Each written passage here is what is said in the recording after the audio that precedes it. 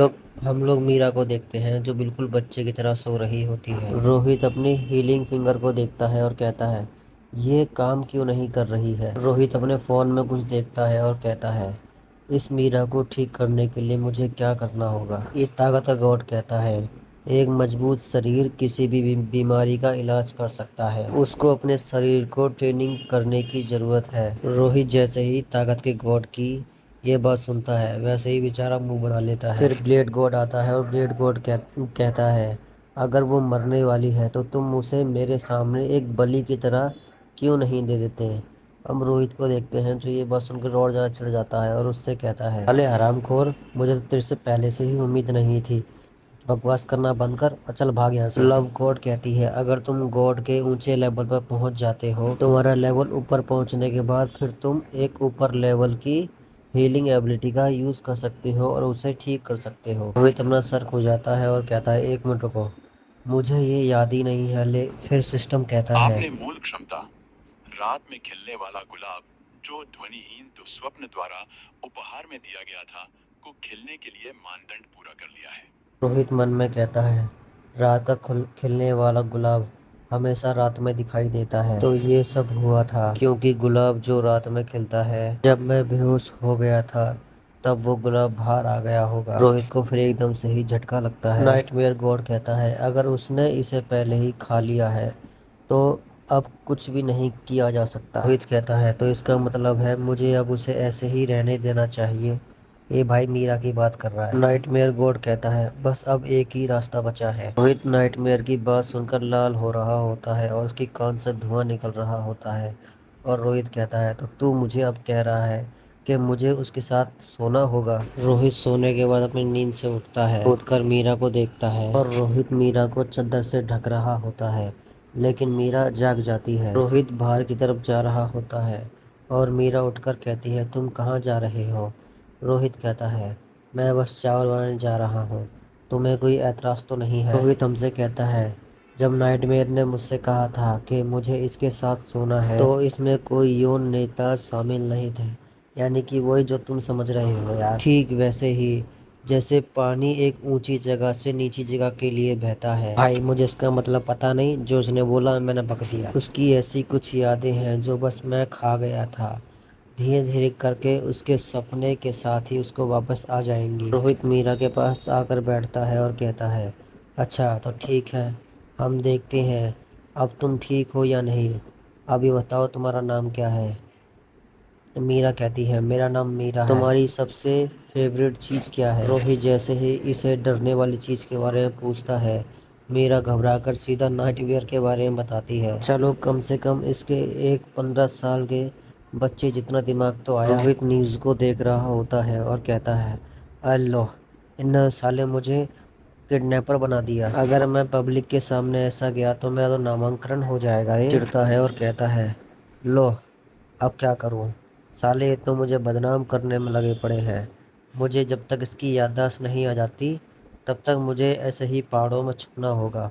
और साला मैं पहाड़ों में इतनी दूर हूँ, कोई बाल, किसी का बाल तक नहीं आ सकता यहाँ मुझे ढूंढने के लिए। शॉर्ट डीमन को देखते हैं जो बाहर की तरफ अपनी शॉर्ट से प्रैक्टिस कर रहा होता है। भाई सच में ये बहुत ज़्यादा प्रैक्टिस कर रहा है, साले को पसीना तक आ गया। जैसे ही रोहित बाहर आता है, शॉर्ट डीमन इसको देखता है। डीमन रोहित को झुकते हुए ग्रीटिंग देता है। हम लोग शॉर्ट डीमन के हाथ में कल्टीवेशन की किताब देखते हैं और शॉर्ट डीमन इसे बाहर निकालता है और इसकी तारीफ कर रहा होता है। ये एक ऐसी तलवारबाजी है जो हर आई रुकावट को तोड़ देती है। रोहित कहता है, मैंने शुरू में सोचा था कि लोअर गॉड रैंक अब क्वेस्ट अब मेरे लिए असंभव होगा। रोहित अपने माथे पर हाथ रखता है और कहता है, मैं 1 अरब और 10 लाख लोगों को अपना फॉलोवर कैसे बनाऊं। सिस्टम कहता है, आपकी एस रैंक और उससे ऊपर के फॉलोअर्स पारगमन की संभावना में 2 की वृद्धि हुई है।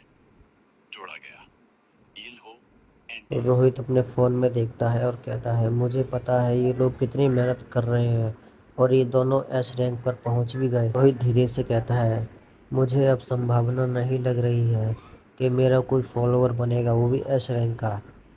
और हम शॉर्ट डीमन को देखते हैं जो रोहित की तरफ बिल्कुल प्यारी नजरों से देख रहा होता है और फिर स्वॉर्ड डीमन और ज्यादा क्यूट नजरें कर लेता है। रोहित धीरे से कहता है, बस मैंने इसीलिए उस किताब को खरीदने के लिए 2 लाख गोल्ड कॉइन खर्च कर दिए थे। रोहित सिस्टम की बात याद करता है कि सिस्टम ने क्या कहा था। तलवारबाजी का सबसे बढ़िया तरीका तलवार को त्यागना है। इंसानों से ऊपर उठो, आसमान को चीर दो और आखिर में पहाड़ों को काट डालो।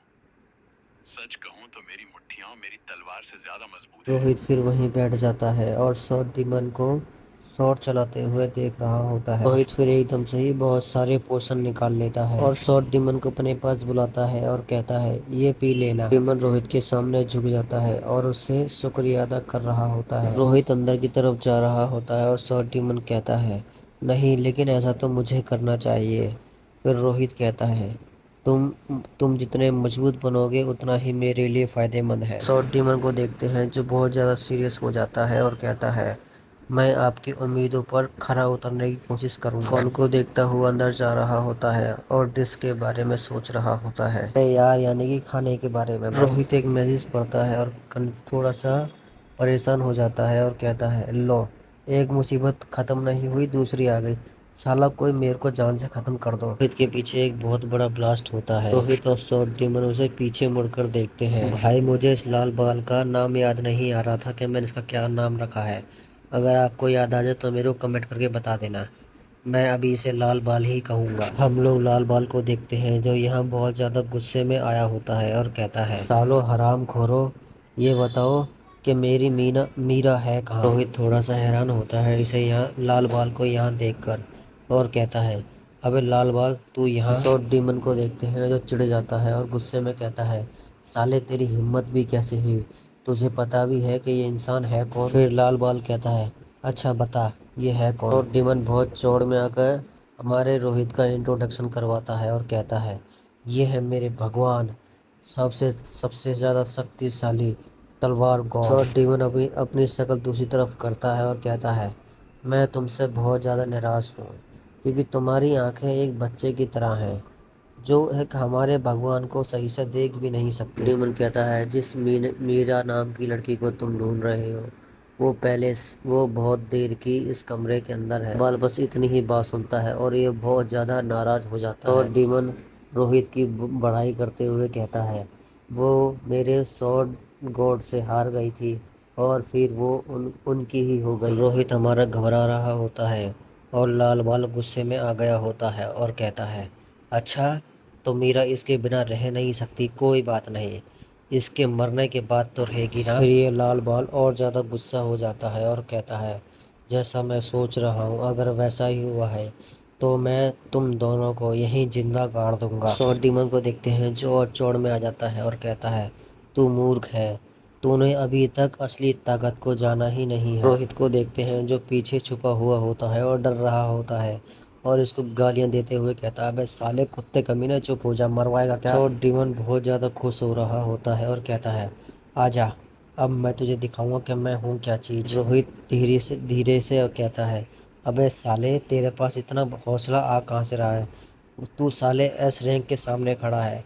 वो एक मारेगा तू मर जाएगा। फिर स्वॉर्ड डीमन आगे की तरफ हमला करने के लिए बढ़ता है। ये लड़का अपनी तलवार निकाल रहा होता है। लाल बाल सिर्फ एक फायर अटैक करता है और स्वॉर्ड डीमन पूरी तरह से जल जाता है। हम स्वॉर्ड डीमन की हालत देखते हैं जो जले हुए आलू की तरह हो गया होता है। लाल बाल अपनी नज़र रोहित की तरफ करता है। लाल बाल एकदम से ही अपनी जगह से गायब हो जाता है और फिर एकदम से ही रोहित की तरफ पहुंच जाता है और उसकी गर्दन पकड़ लेता है। लाल बाल अपनी आग को रिलीज करता है और कहता है, ये बता कि मीरा है कहाँ और वो तेरा पागल साथी वो बक क्या रहा था। रोहित कुछ देखता है और थोड़ा सा हैरान हो जाता है। बेचारे की हैरानी में आंखें भी खुल जाती हैं, वो भी और ज़्यादा। रोहित लाल बाल के पीछे एक लाल कलर का ड्रैगन देखता है जो इसे ही घूर घूर कर देख रहा होता है। हम देखते हैं लाल बाल ने ये ड्रैगन अपनी ऑरा से बनाया होता है। रोहित अपने मन में कहता है, ये लाल ड्रैगन इस लाल बाल की तलवार का सार है। लाल बाल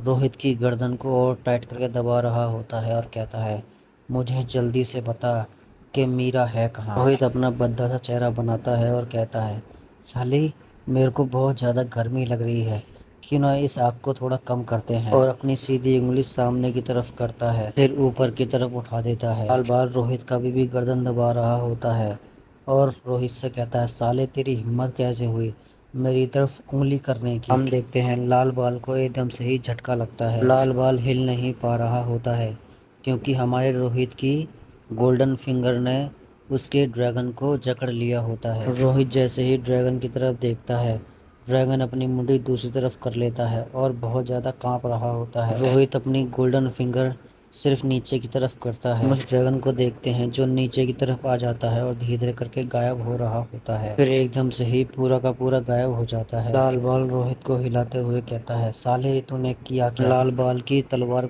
को देखते हैं जिसमें दरारें पड़ रही होती हैं। लाल बाल रोता है और कहता है, अरे नहीं, ये मेरी तलवार कैसे टूट सकती है? नहीं नहीं नहीं। रोहित को देखते हैं जो लाल बाल की ऐसी हालत देखकर हंस रहा होता है। लाल बाल रोहित को देखकर एकदम से ही कांपने लग जाता है। रोहित हंसता है और कहता है, यार अब तो मेरी गर्दन छोड़ दे। वो क्या है ना कि मेरे को आग से थोड़ी सी एलर्जी है और देख ले मैं अभी भी कितना ज़्यादा गर्म हूँ, इसीलिए मैंने तेरी आग को थोड़ा ठंडा कर दिया। रोहित शॉर्ट डीमन की तरफ देखता है और कहता है, ओए बेरे, तूने मेरी बात सुनी ना? और डीमन कांप रहा होता है और धीमी सी आवाज़ में कहता है, और मेरे शॉर्ट गॉड ने लाल बाल को इतनी आसानी से हरा दिया। हम लाल बाल को देखते हैं जो रोहित के ऊपर तलवार उठाने जा रहा होता है। उसी समय मीरा घर से बाहर निकल कर आती है, वो भी अपनी आंखें मींचती हुई और फिर सीधा चिल्ला कर कहती है, अबे सालो चुप रहो। मीरा फिर एकदम से डरावना सा चेहरा बनाती है और कहती है, तुम लोगों की वजह से मेरे को नींद नहीं आ रही है। बल जैसे ही मीरा को देखता है, मीरा से कहता है, तुम ठीक हो ना? मीरा जब लाल बाल को रोहित की गर्दन पकड़े हुए देखती है, फिर मीरा एकदम से लाल बाल से कहती है, तू बुरा आदमी है। लाल बाल मीरा की ये बात सुनकर अंदर से ही नहीं बल्कि बाहर से भी टूट जाता है और रोने लग जाता है। मीरा एकदम से ही अपनी पावर का इस्तेमाल करती है। लाल बाल पर वो हमला जाकर लगता है और लाल बाल दूर जाता है। लाल बाल को देखते हैं जो अपने मुंह से खून खांस रहा होता है। लाल बाल मीरा और रोहित की तरफ देखता है और कहता है, तुमने मुझ पर हमला क्यों किया है? रोहित अपनी गर्दन पीछे की तरफ करता है और मीरा को देखता है। मीरा रोहित की तरफ भागती हुई आती है और रोहित को चेहरे से पकड़ती है। मीरा रोहित से कहती है, तुम चिंता मत करो, मैं हूं ना। मीरा एकदम से ही रोहित के गले लग जाती है और रोहित बेचारा घबरा जाता है और हम लाल बाल को देखते हैं जिसकी जलकर खाक हो जाती है। और मीरा कहती है, तुम चिंता मत करो, मैं तुम्हें बुरे इंसानों से बचाऊंगी। मन में कहता है, अरे मेरी माँ, अगर तू मुझे ऐसे गले लगाएगी तो मामला गड़बड़ हो जाएगा। लाल बाल अपने दांतों तले होंठ दबाकर रो रहा होता है और मीरा का नाम बार बार नाम ले रहा होता है। रोहित गाल पकड़ती है और उसे ऊपर नीचे दाएं बाएं सब जगह हिलाकर देखती है और कहती है, तुम ठीक तो हो ना? देख लो भाई, ऐसे मजे लिए जाते हैं। रोहित और मीरा लाल बाल की तरफ देखते हैं जो अभी भी कांप रहा होता है। लाल बाल अब मजनू बनेगा, वो भी दिल जला, देखो कैसे। लाल बाल उदास हो जाता है और कहता है, अगर ये लोग डेटिंग कर रहे हैं तो मैं ही इनके रास्ते से हट जाता हूँ। रोहित मन में कहता है, अगर इसकी जगह मैं होता तो मैं तो एक अटैक में मर ही गया होता। और इसके साथ बेचारे हाल कितना बुरा हुआ है, एक ऐसी गर्लफ्रेंड जो जिसे ये बचपन से ही प्यार करता है लेकिन अब उसे पहचान भी नहीं पा रही है। रोहित अपनी हीलिंग पावर का इस्तेमाल करता है और लाल बाल को एक ही झटके में हील कर देता है। सिस्टम कहता है, प्रतिद्वंद्वी एक यूं ही उनके ठीक होने के कारण और प्रभाव के सिद्धांत की गणना। वह 8वें स्थान पर निम्न श्रेणी का प्राणी हो सकता है, लेकिन उसके पास पार करने की संभावना है। 100 सोने का सिक्का उपचार के लिए किया जाएगा। रोहित सोचता है और कहता है, मेरे पास ये बहुत अच्छा मौका है, मेरे को एक एस क्लास फॉलोवर मिल जाएगा। रोहित लाल बाल की आंखों में देखता है और कहता है, जरा इसकी आंखें तो देखो, अगर मैंने इससे गलती से कह दिया कि अपना कलेजा निकाल कर दे दे तो ये साला अपना दिल तक निकाल के दे देगा। हाँ यार, जानता हूँ दोनों एक ही चीज़ है, लेकिन मेरा कहने का ढंग अलग अलग है। रोहित कहता है, एक बार कोशिश करके देखूं? लाल बाल कहता है, क्या तुम ही हो जिसने मुझे ठीक किया था? हम लाल बाल का आर्मर देखते हैं जो बहुत ज़्यादा शाइन मार रहा होता है और लाल बाल कहता है, यार ये सचमुच बहुत अद्भुत है। जो दक्षिण अमेरिका में मुझे हीलर मिला था वो भी एस रैंक का, उसकी पावर भी ऐसी नहीं थी जैसी इसकी है। रोहित खुश होता है और धीरे से कहता है, सबसे पहले एक ऐसे इंसान के साथ अच्छा रिश्ता बनाने की कोशिश करनी चाहिए। रोहित कहता है, सुन मेरी बात, हम लोगों में कोई गलतफहमी हो गई है। मीरा और रोहित साइड की तरफ देखते हैं क्योंकि साइड से आवाज़ें आ रही होती हैं। हम लोग हेलीकॉप्टर को देखते हैं जो इन्हीं चारों की तरफ उड़ते हुए आ रहे होते हैं। रोहित जैसे ही हेलीकॉप्टर को देखता है वैसे ही मन में कहता है, पक्का ये साले इसी के साथ आए होंगे। रोहित कहता है, क्या तू इनको भी अपने साथ लेकर आया था? लाल बाल कहता है, नहीं नहीं नहीं, मैं अकेला आया था। रोहित हेलीकॉप्टर को देखता है और मन में कहता है, ये लाल बाल इस हालत में तो झूठ नहीं बोलेगा, तो ये लोग हैं कौन? इतने सारे लोग, क्या मेरे सर पे कोई इनाम रखा है या फिर ये हंटर एसोसिएशन के लोग हैं? वो चाहे कोई भी हो, मुझे कोई फर्क नहीं पड़ता है। हम देखते हैं उस हेलीकॉप्टर में से कुछ लोग नीचे उतरकर आ रहे होते हैं। रोहित जैसे ही इन लोगों को देखता है वैसे ही मन में कहता है, अबे तेरी, ये तो बहुत सारे लोग हैं। रोहित फिर प्रिंसिपल को देख लेता है और मन में कहता है, अच्छा तो ये प्रिंसिपल है, लेकिन इसने अपना चेहरा ऐसा क्यों बना रखा है? अब ये मुझसे मत कोई कहना कि इस प्रिंसिपल को भी लगता है कि मैं ही किडनैपर हूँ। हम प्रिंसिपल के साथ में ही बिजली को देखते हैं जो एकदम स्टाइल में बैठी होती है। यहाँ तक कि इस प्रिंसिपल के साथ बिजली भी आई है। मीरा जैसे ही बिजली को देखती है वैसे ही खुश हो जाती है और मीरा बिजली को आवाज़ लगाती है। मीरा भागती हुई बिजली के पास जा रही होती है और रोहित मन में कहता है, अब मैं बिजली को कैसे समझाऊंगा, मुझे खुद भी समझ में नहीं आ रहा, क्योंकि मैं एक ऐसी दुविधा में फंस गया हूँ कि कोई भी अब गलत समझ सकता है। रोहित ने बिजली को मीरा की सारी पास्ट की बातें बता दी होती हैं और बिजली इन्हीं बातों को लेकर रो रही होती है। बिजली अपनी बहन को गले लगाकर रो रही होती है। इन दोनों का दुखड़ा देखकर बेचारे गार्डों के भी आंखों में आंसू आ जाते हैं और ये भी रो रहे होते हैं। डॉक्टर कहती है, ये तुम अपने पास रखो। रोहित कहता है, ये तो क्लास बी का लाइसेंस है ना, लेकिन ये कैसे? डॉक्टर कहती है, तुम हो तो जी क्लास के, लेकिन जो तुमने फूल को समन किया था उसी वजह से तुम अब डी क्लास के। देखते हैं उस नाइटमेयर के बारे में सुनते ही प्रिंसिपल और मीरा बहुत ज़्यादा डर जाते हैं और कांप रहे होते हैं। तुम्हारे उस राक्षस की बुलाने की क्षमता का आकलन किया गया था। जब सब कुछ हमने पता कर लिया तो हमें पता चला कि तुम बी क्लास के हो, इसलिए हमने तुमको एक बी क्लास का लाइसेंस दिया है। कोई थोड़ा सा कंफ्यूज होता है और नाइटमेयर के बारे में सोच रहा होता है। प्रिंसिपल कहता है, मैं तुमसे इसीलिए पूछना चाहता हूँ कि तुम मेरे साथ क्यों नहीं करना चाहते? तुम बी क्लास के हो इसीलिए एकेडमी में पढ़ा सकते हो। रोहित कहता है, अच्छा ये बता कि तेरी अकेडमी में मैं आऊँगा भी तो क्या पढ़ाऊँगा बच्चों को? प्रिंसिपल कहता है, मैं तुम्हें शुरुआती सैलरी से दुगनी सैलरी दे सकता हूँ। रोहित कहता है, तो ये कितनी सैलरी होगी? फिर डॉक्टर कहती है, अगर हम तुम्हारी शुरुआती सैलरी के ऊपर प्रिंसिपल की डबल सैलरी को जोड़ दें तो ये इतना होता है। और डॉक्टर आगे की तरफ फ़ोन कर देती है और उसे दिखाती है। रोहित इतने सारे जीरो को देखकर हैरान हो गया होता है और कहता है, मुझे तो समझ में ही नहीं आ रहा कि इसमें कितने सारे जीरो हैं। रोहित एकदम से ही इतने सारे पैसे देखकर बेचारे का रंग ढंग सब बदल जाता है और प्रिंसिपल का हाथ पकड़ते हुए कहता है, मैं तुम्हारे अकेडमी में पढ़ाने शुरू कर रहा हूँ। मेरा बचपन से ही सपना था कि मैं एक टीचर बनूं। हमारा सीन सीधा अकेडमी की तरफ से सीन शिफ्ट हो जाता है। हम लोग बिजली को देखते हैं जो बहुत ज़्यादा खुश लग रही होती है।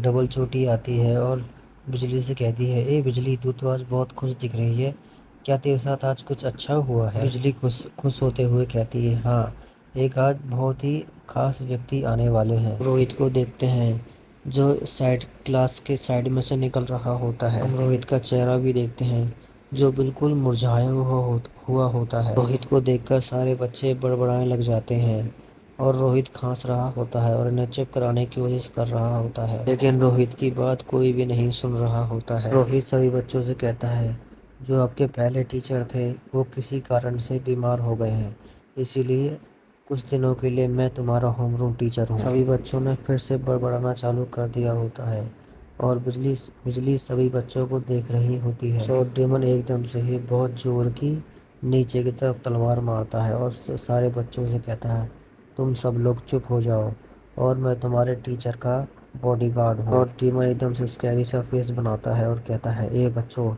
तुम लोगों को अपने ऊपर गर्व होना चाहिए कि तुम लोग महान सॉर्ड गॉड की टीचिंग को ले रहे हो। बिजली अपना हाथ उठाती है और कहती है, ये तो लेकिन हमारे पहले टीचर का क्लास थी ना। बिजली को देखते हैं जो रोहित की बात सुनकर बहुत ज़्यादा खुश हो रही होती है और अगल बगल के बच्चे इसको देखकर थोड़े से कंफ्यूज होते हैं। रोहित अपना सर टेबल पर रखता है और सोने लगता है और सभी बच्चों से कहता है जो तुम्हें करना है वो करो, मैं कुछ नहीं करूँगा। सभी बच्चे रोहित को देखकर हैरान होते हैं क्योंकि रोहित अपनी पहली क्लास में ही सो रहा है। शॉर्ट डीमन एकदम से अपनी तलवार उठा लेता है और कहता है तुम में से अब किसी के भी मुंह से चू नहीं निकलनी चाहिए। अगर तुम में से किसी के भी मुंह से चू निकली और मेरे शॉर्ट गोड की नींद खराब हुई तो मैं उसे जिंदा ही जमीन में दफना दूंगा। सभी बच्चे शॉर्ट डीमन से घबरा रहे होते हैं कि भाई ये तो अपना किलिंग और रिलीज कर रहा होता है। अगले दिन फिर से वही होता है। रोहित आता है और सही बच्चों से कहता है जो मन में है वो करो और फिर सो जाता है। अगले दिन फिर से वही होता है। रोहित आता है, सही बच्चों से वही बात कहता है और फिर सो जाता है। अगले दिन फिर वही ड्रामा होता है। रोहित आता है, सही बच्चों से वही बात कहता है और फिर सो जाता है। केवल छोटी को देखते हैं जो रोहित से बहुत ज़्यादा नाराज होती है क्योंकि रोहित यहाँ आकर सिर्फ सो जाता है, पढ़ाता कुछ भी नहीं है। छोटी धीरे से कहती है आखिर उस आदमी की दिक्कत क्या है, वो 4 दिन से सिर्फ हमें आराम ही करा रहा है। जब वो हमारी क्लास में आता है या तो वो सो रहा होता है या फिर कोई ऐसी फालतू सी गेम खेलता है जिसमें सिर्फ चीटी होती है। हम इसे टीचर कहें तो कहें कैसे। केवल छोटी कैंटीन में बैठी होती है और खाना खा रही होती है और कुछ देखकर हैरान हो जाती है। रोहित को देखते हैं जो इनके सामने बैठकर खाना खा रहा होता है, वो भी अजीब तरीके से। और डबल चोटी जैसे ही रोहित को देखती है वैसे ही चिढ़ जाती है। रोहित डबल चोटी को ज्ञान दे रहा होता है, ये लड़की जब खाना तुम्हें फ्री का मिल रहा है तो इतना कम क्यों खा रही हो, पेल के खाओ ना। बिजली रोहित को खाना खाते हुए देखती है तो बहुत ज़्यादा खुश हो रही होती है और कहती है ये जरा देख तो हमारे टीचर को कितने अच्छे लग रहे हैं खाना खाते हुए। और डबल चोटी चिढ़ते हुए कहती है ए पागल, तेरी आंखें खराब हो गई हैं, तुझे ये आदमी कहाँ से अच्छा लग रहा है। बिजली और डबल चोटी को देखते हैं जो एकेडमी की तरफ आ रहे होते हैं और रोहित के ही बारे में बात कर रहे होते हैं। बिजली खुश होते हुए कहती है हमारे टीचर कितने सुंदर है ना। चोटी को ये बात सुनकर बेचारी झटका लग गया होता है और कहती है तू पागल है क्या। बिजली अपने फ़ोन में कुछ चेक करती है और कहती है मेरी दीदी और मेरे टीचर मेरा इंतजार कर रहे हैं, अब मैं जाती हूँ। डबल चोटी कहती है ये कैसे हो सकता है, तुम स्कूल के बाद भी उस लड़के से मिलती हो। छोटी मन में कहती है मैं अब इसे और नहीं देख सकती, मुझे अपने दोस्त को इस दलदल से कुछ भी करके बाहर निकालना होगा। बिजली को अब मुझे अपने हाथों से ही निकालना पड़ेगा और जो भी मेरे दोस्त के आसपास मंडराएगा मैं उसको बीच में से फाड़ ही दूंगी। रोहित सभी बच्चों को अरीना के पास लेकर आ गया होता है और सभी से कहता है तुम एक काम करो, सभी बच्चे अपने अपने पार्टनर चुन लो क्योंकि आज हम लोग फाइटिंग सीखने वाले हैं। और रोहित को बहुत तेज नींद आ रही होती है, ये फिर से सोने के लिए जा रहा होता है।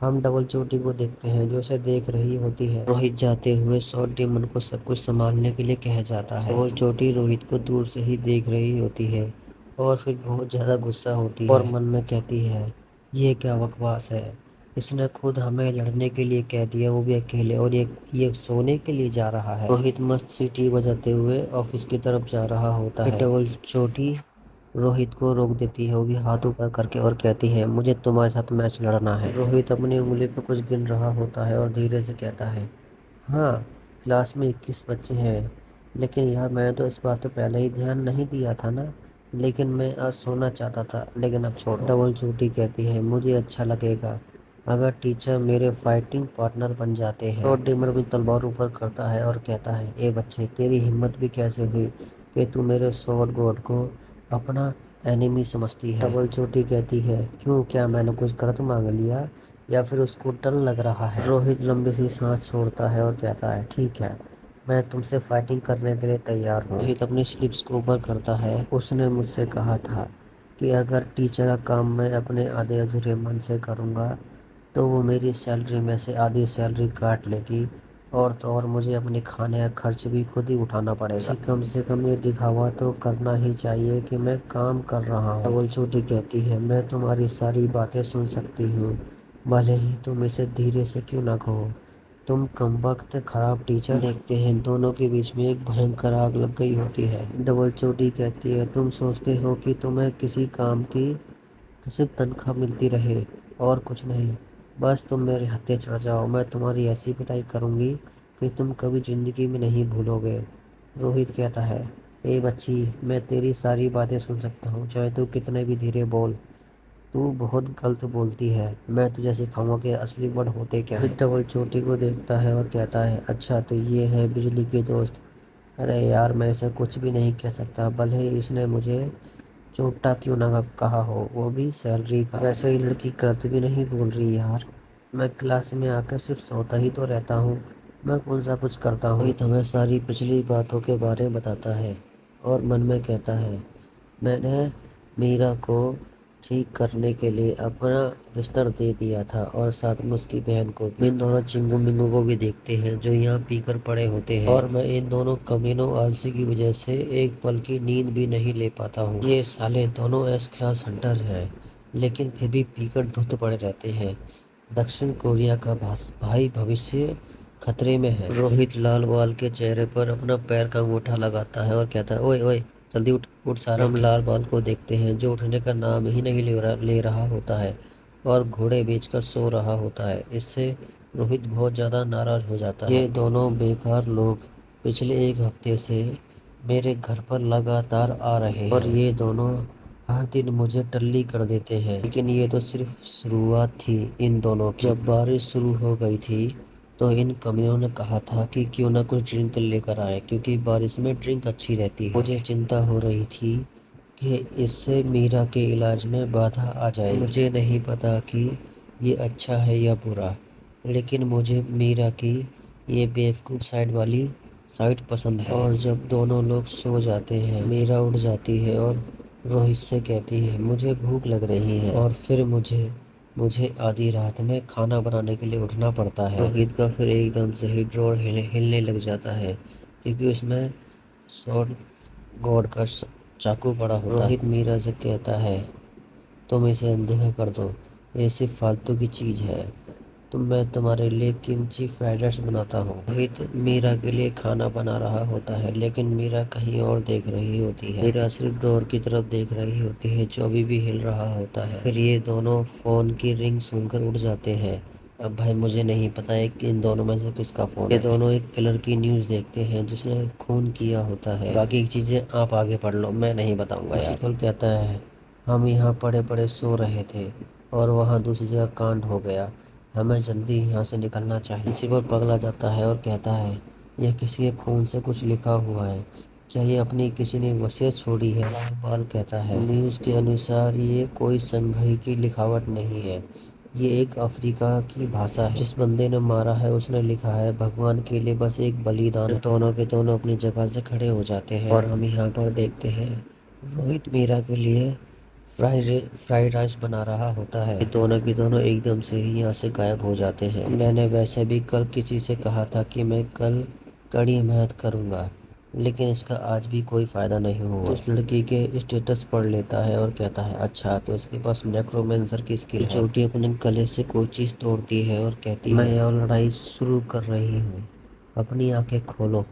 ये लड़की अपनी एक स्किल का इस्तेमाल करती है और इस स्किल का नाम होता है स्पिरिट समनर। हम देखते हैं यहाँ पर एक बहुत बड़ा सा ज़ॉम्बी आ गया होता है। रोहित इसको देखकर खुश हो रहा होता है और धीरे से कहता है, ऐसा लगता है कि अब मुझे बहुत मज़ा आने वाला है। उस ज़ॉम्बी को देखते हैं जो अपना हाथ ऊपर उठाता है और इधर रोहित अपनी स्टील बॉडी को शुरू कर रहा होता है। रोहित कुछ देखता है फिर रुक जाता है। देखते हैं वो स्पिरिट हमला नहीं कर रही होती है, सिर्फ उसने अपना हाथ हवा में उठा रखा होता है। ये लड़की उस स्पिरिट से कहती है, तू उसको मार क्यों नहीं रहा है, मारना। लेकिन वो ज़ॉम्बी रोहित के सामने झुक जाता है। ये ज़ॉम्बी कहता है, मैं भगवान का शुक्रगुजार हूँ कि उसने मुझे आपसे मिलाया। इसको पूरी पब्लिक देख रही होती है। हम देखते हैं शॉर्ट डीमन और बिजली को जो फूले नहीं समा रहे होते हैं बहुत ज़्यादा खुश होते हैं। चोटी उस ज़ॉम्बी को मारते हुए कहती है, मार क्यों नहीं रहा, उसे मार जल्दी मार उसे। रोहित कहता है, क्यों ना हम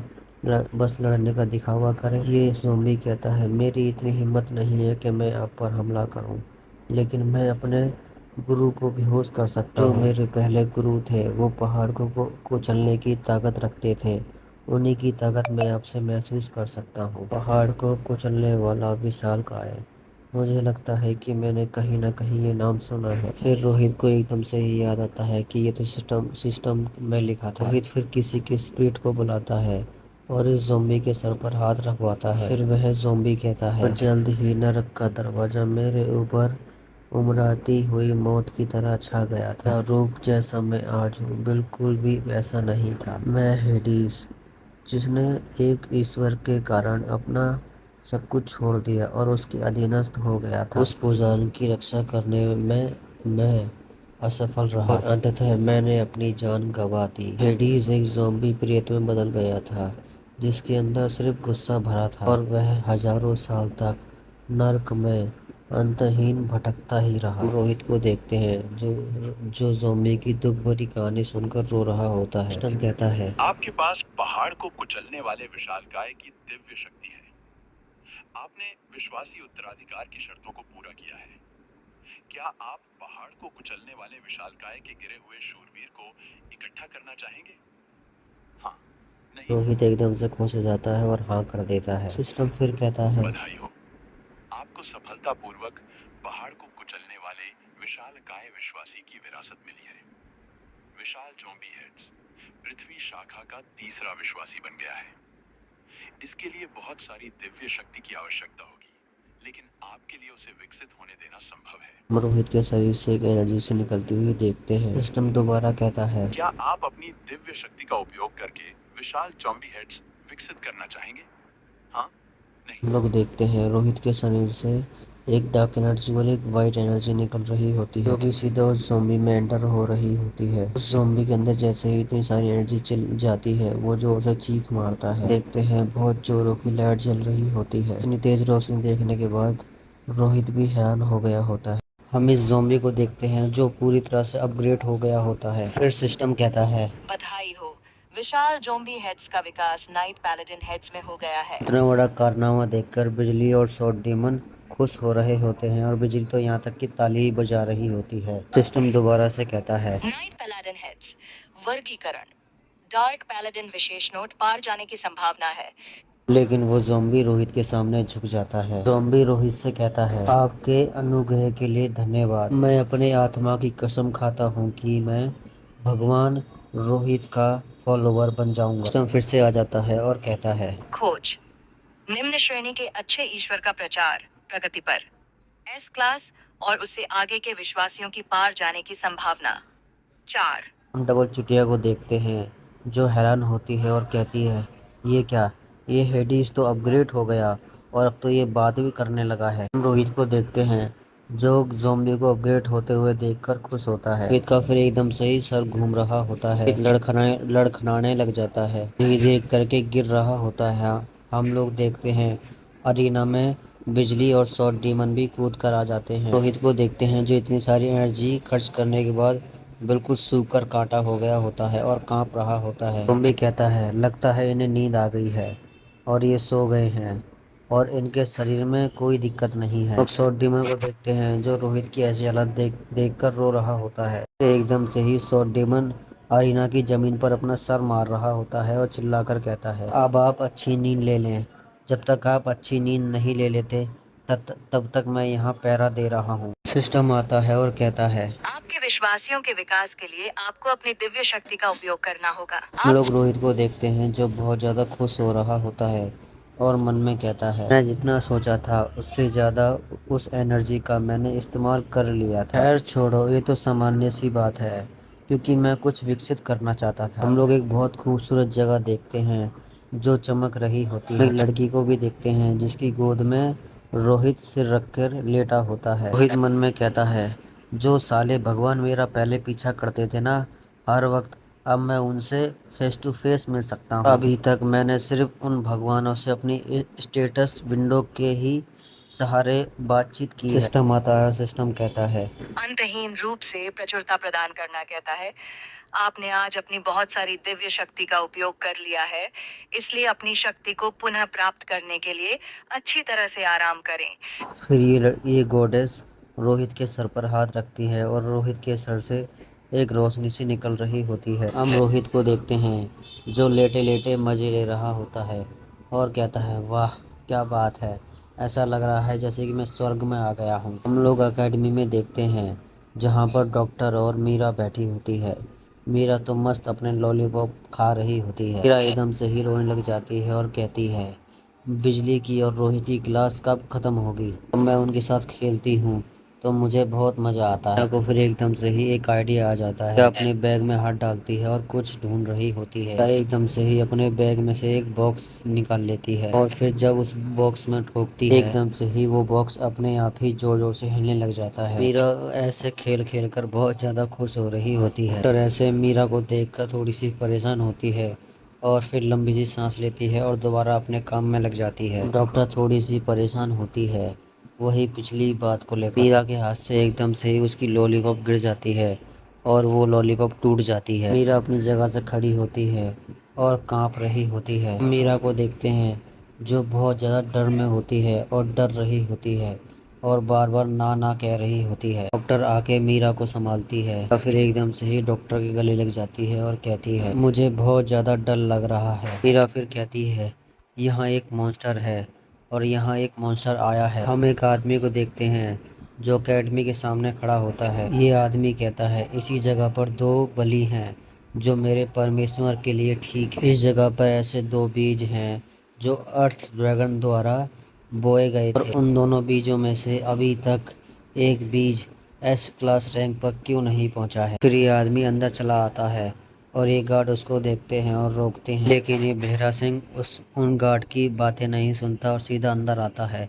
फिर इसके सामने एक गार्ड आ जाता है। ये गार्ड कहता है, ओए भूतनी के, चल यहाँ से फूट ले, अगर नहीं गया ना तो 2 पैरों पे तो आया है लेकिन फिर लोटे में ही जाएगा। ये आदमी कहता है, इस तुच्छ प्राणी की मुझे छूने की हिम्मत भी कैसे हुई। ये आदमी एकदम से ही उस गार्ड के ऊपर हमला कर देता है। हम उस गार्ड की गर्दन देखते हैं जो उसकी धड़ से अलग हो गई होती है। फिर ये गार्ड किसी बेजान पुतले की तरह नीचे जमीन पर गिर गया होता है और फिर ये सारे गार्ड उस आदमी पर हमला करने के लिए आगे बढ़ जाते हैं, लेकिन वो आदमी इतनी तेजी से इनके आगे आता है कि इन्हें पता भी नहीं चलता। हम उन गार्ड्स को देखते हैं जो इसके पीछे एक बॉम्ब की तरह फटे होते हैं। ये आदमी अपना एक हाथ हवा में उठाता है और उस हाथ में एनर्जी इकट्ठी कर रहा होता है और फिर एकदम से ही जमीन पर बहुत तेज घूंसा मारता है जिससे कि पूरी की पूरी जमीन ही टूट जाती है। देखते हैं उसके एक घूंसे की वजह से पूरी की पूरी एकेडमी हिल रही होती है, ऐसे जैसे कि भूकंप आ गया हो। फिर एक आदमी कहता है, अब बस तुम सब मेरे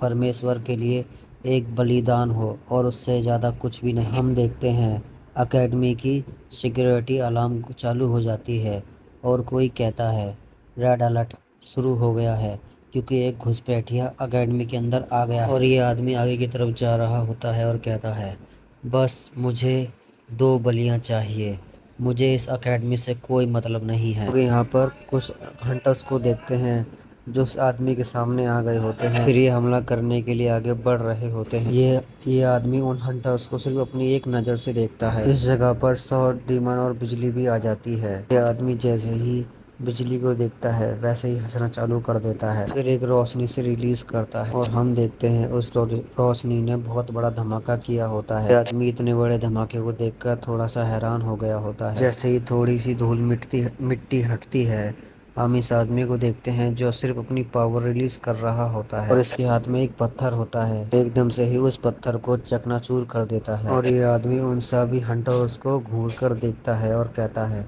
तुम सबको बस मर जाना चाहिए। फिर उन्हीं पत्थरों को एक गोली की तरह लॉन्च करता है और वो सारे पत्थर सीधा इन हंटरों के आगे लगते हैं। वो पत्थर इन दोनों की तरफ भी आ रहे होते हैं, वही पूरी फुल तेजी में। लेकिन शॉर्ट डीमन अपनी तलवार लेकर सामने खड़ा हो जाता है और उन अटैक को रोक लेता है। शॉर्ट डीमन को जैसे ही अटैक महसूस हुआ होता है, हम देखते हैं शॉर्ट डीमन की तलवार भी कांप रही होती है। ये आदमी नाराज हो जाता है और कहता है, तू साले कीड़े कहीं के, तेरी हिम्मत कैसी हुई मेरे हमले को रोकने। हम लोग बिजली और शॉर्ट डीमन को देखते हैं जो तैयार हो जाते हैं, वो भी लड़ाई के लिए। बिजली कहती है, तुम एक काम करो, हमारे रोहित को बंकर में ले जाओ और मैं इसे 10 मिनट तक यहाँ रोक कर रखती हूँ। सॉर्ड डीमन कहता है वो सब चीजें हेडिस पर छोड़ दो। हम इस आदमी को देखते हैं जो और ज्यादा हंस रहा होता है और फिर ये आदमी धीरे धीरे करके अपना रूप चेंज कर रहा होता है। हम इस आदमी को देखते हैं जो ट्रांसफॉर्म होकर सीधा एक छिपकली में बदल गया होता है और जोर की चीख मारता है। फिर ये छिपकली अपने हाथ में एक पर्पल कलर की एनर्जी सी लेकर आ गई होती है और उस एनर्जी को रिलीज कर देता है। उस एनर्जी की वजह से पूरी एकेडमी के आसपास एक बैरियर बन गया होता है। फिर ये छिपकला कहता है तुम मेरे सामने 10 मिनट तक टिकोगे, उससे ज़्यादा नहीं। और अगर तुम सोच रहे हो कि बाहर से कोई मदद आएगी तो उसके बारे में तो भूल ही जाओ। बिजली कहती है ये कारनामा तो सिर्फ लॉर्ड क्लास के मॉन्स्टर ही कर सकते हैं, जैसे कि नेडर ड्रैगन।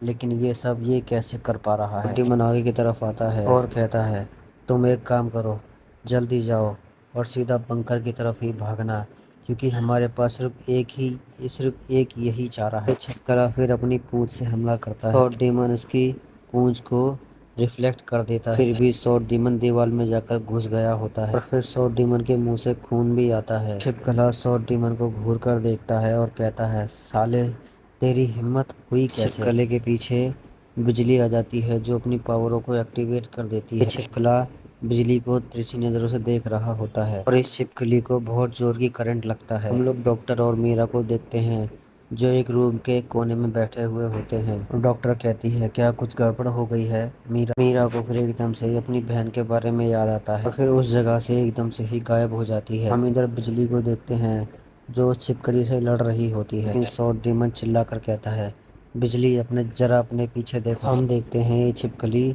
बिजली के पीछे आ गई होती है और उसको पकड़ने ही वाली होती है और ये छिपकली सीधा बिजली को पकड़कर बिल्डिंग से बाहर आ गई होती है। दूसरी तरफ सॉर्ड डीमन को देखते हैं जो उस दीवार से बाहर आ गया होता है और खून खांस रहा होता है। हम इधर बिजली को देखते हैं जहां उस छिपकली ने बिजली को अपने हाथों के नीचे पूरी तरह से दबा दिया होता है और ये छिपकली बिजली को और ज़्यादा दबाती है और कहती है ए लड़की अब तू मुझसे बच नहीं सकती, क्योंकि तू मेरे भगवान की एक सेक्रीफाइस। इस छिपकली के हाथों के अंदर एक और मुंह देखते हैं जो आगे की तरफ आ गया होता है, धीरे धीरे करके बिजली की तरफ बढ़ रहा होता है। उसी वक्त वहां पर मीरा पहुंच जाती है और एक हैंड साइन बनाती है। ये छिपकली मीरा के हमले से बच जाती है और फिर मीरा को देखता है लो नेडर ड्रैगन का दूसरा बीज भी अपना आप यहाँ चल कर आ गया। हम मीरा को देखते हैं जो उस छिपकली से लड़ने की कोशिश कर रही होती है और वहीं दूसरी तरफ उसका बैग बहुत जोरों की हिल रहा होता है। बैग के अंदर देखते हैं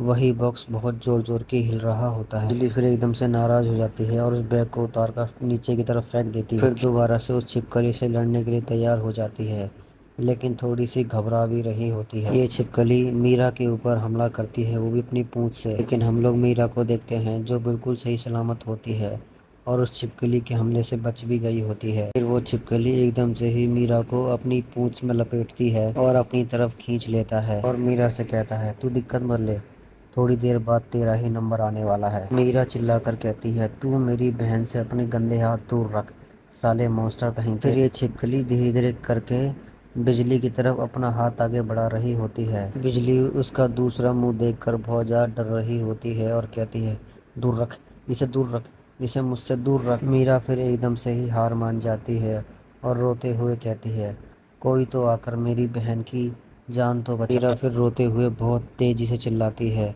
और रोहित का नाम लेती है। यहाँ दूसरी तरफ रोहित को देखते हैं जो मस्त चैन की नींद ले रहा होता है। फिर एकदम से ही रोहित की आंखें खुल जाती हैं। सिस्टम रोहित को रोकता है और कहता है पहले तो अपनी एनर्जी तो पूरी कर ले। और ये जो गॉड बैठी है ये रोहित की चिंता कर रही होती है क्योंकि ये वहाँ जाकर कहीं मर ना जाए। दूसरी तरफ देखते हैं जहाँ वो बैग अभी भी हिल रहा होता है। रोहित का हाथ देखते हैं जो उस बैग को उठाने के लिए आगे की तरफ बढ़ रहा होता है। हम इधर इस छिपकली को देखते हैं जो बिजली को खाने ही वाली होती है, लेकिन फिर हम एक बहुत बड़ा कट देखते हैं और उस कट की वजह से इस छिपकली की पूंछ कट गई होती है। रोहित पूरे स्वैग में खड़ा होता है और उसने बिजली तक को बचा लिया होता है। फिर रोहित अपनी जीभ को अपने होठों पर फेरता है और कहता है चल आजा बे छिपकली के जात के कीड़े, आज तेरे मैंने छोटे छोटे पीस नहीं किए तो मेरा नाम भी रोहित नहीं। रोहित बिजली को नीचे की तरफ उतार देता है और फिर एकदम से ही रोहित पागलों की तरह हंसना चालू कर देता है। रोहित की इस भयानक हंसी से इस छिपकली के भी रोम रोम में कपकपी उठ रही होती है। फिर ये छिपकली रोहित पर हमला करने के लिए आगे की तरफ बढ़ रही होती है और हम रोहित को देखते हैं जो फुल तेजी में भागता हुआ जा रहा होता है। ये छिपकली रोहित को तो घूंसे मार रही होती है, लेकिन रोहित ऐसे बच रहा होता है जैसे कि बाइक चला रहा, वो भी कट मार मार। और एक पंच रोहित के सर के ऊपर आ रहा होता है, लेकिन रोहित ने उस पंच को पहले ही देख लिया होता है और ऊपर की तरफ जंप कर जाता है। रोहित उस छिपकली को जीभ दिखाकर चिढ़ा रहा होता है और हम लोग देखते हैं छिपकली जैसे ही रोहित को खाने के लिए अपना मुंह खोलती है, रोहित उसके मुंह में अपना ब्लेड चला देता है और छिपकली का मुंह बीच से ही काट देता है। और फिर ये छिपकली जैसे ही अपना मुंह बंद करती है, हम देखते हैं रोहित उस जगह से गायब हो गया होता है। रोहित फिर सीधा इस छिपकली की नाक पर आके खड़ा हो जाता है। रोहित अपने चाकू को अपनी जीभ से चाट रहा होता है। एकदम से ही रोहित इस छिपकली में बहुत सारे कट मार देता है और टिमनी बाहर की तरफ आ जाता है इन दोनों की लड़ाई देखने के लिए। छिपकली थोड़े बहुत हमलों में ही अपने घुटनों पर आ गया होता है। रोहित हंसते हुए कहता है, बस तेरे पास इतनी ही ताकत है। फिर ये छिपकली रोहित को देखता है और उसको घूर रहा होता है। ये छिपकली कहता है, तू सच में बहुत ज्यादा ताकतवर है बे। और फिर एकदम से ही हंसने लग जाता है और धीरे धीरे करके अपनी फॉर्म को चेंज कर रहा होता है। रोहित भी इस छिपकली की फॉर्म चेंज होते हुए देखकर खुश हो जाता है और बहुत ज़्यादा खुश हो रहा होता है। हम देखते हैं इस छिपकली के शरीर में से काली कलर की एनर्जी निकल रही होती है। इस छिपकली के हाथ धीरे धीरे करके काले से हो रहे होते हैं। रोहित चौड़ में आ जाता है और कहता है, ओ गिरगिट की औलाद, जो भी तेरे अंदर शक्तियाँ तूने छुपा रखी है ना, मुझे वो सब दिखा। हम मसल गॉड को देखते हैं जो कहता है, तुमने अपनी ताकत का ऐसे बंदे पर इस्तेमाल किया जिसके पास ताकत ही नहीं है, जबकि तुम्हारे पास इतनी ताकत थी कि तुम इसे बस एक घूंसे में ही मार सको। नाइटमेयर कहता है, एक काम कर, तुम दोनों हाथों में अपने नाइटमेयर रोज को ले ले और फिर देख इसे वो कैसे एकदम ही चट कर जाता है। रोहित को देखते हैं जो अपने होशों में दोबारा आ गया होता है। उसके सामने धूत एक काला इंसान खड़ा होता है और ये साला वही छिपकली है।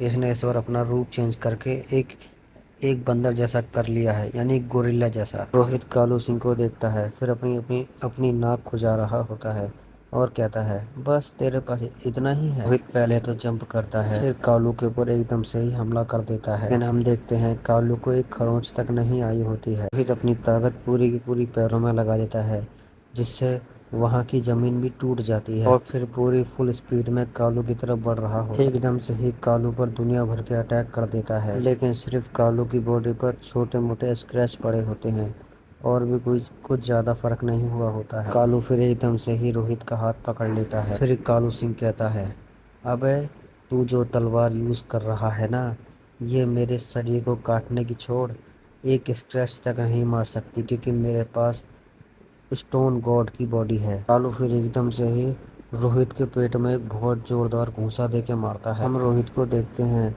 जो उस घूंसे की वजह से बहुत दूर उड़ता हुआ जा रहा होता है। रोहित सीधा उस बैरियर में जाकर भिड़ गया होता है और कालू धीरे धीरे करके रोहित की तरफ बढ़ रहा होता है। हम रोहित को देखते हैं जो अधमरी हालत में पहुंच गया होता है और यहाँ तक कि रोहित के ब्लेड की धार तक टूट गई होती है। कालू रोहित को सिर से पकड़कर उठा देता है। तो तुझे अब पता चला कि दुख, दर्द और पीड़ा क्या होती है, अब हुई ना तुझे महसूस। कालू फिर से अपने हाथों के अंदर से वही टेंटिकल निकाल लेता है। धीरे धीरे करके कालू उस टेंटिकल को रोहित की गर्दन के पास लेकर आ रहा होता है। कालू रोहित की ऐसी हालत देखकर हंस रहा होता है। रोहित अपने आप को हील करने की कोशिश करता है, लेकिन सिस्टम उसे बार बार वार्निंग दिखा रहा होता है।